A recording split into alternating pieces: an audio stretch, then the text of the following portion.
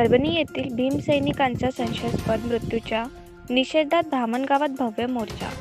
परभणी येथे एका माथे फिरून संविधानाचे फेकून अपमान केला या घटनेच्या निषेधात भीमसैनिक यांनी भव्य मोर्चा काढला।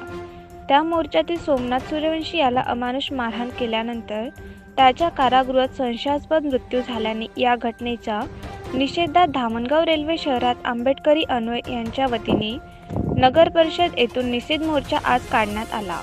या निषेध मोर्चात मोठ्या प्रमाणावर महिला व पुरुष आंबेडकरी अनुयायी सहभागी झाले होते। परभणी घटनेतील दोषी अधिकाऱ्यांवर कारवाई करण्यात यावी अशी मागणी या मोर्चात करण्यात आली।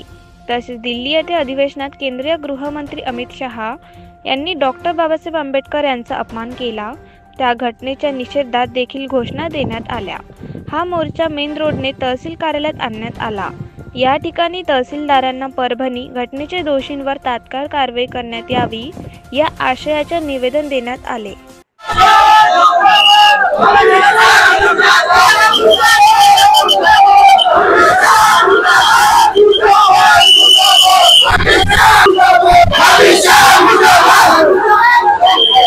अमित शाह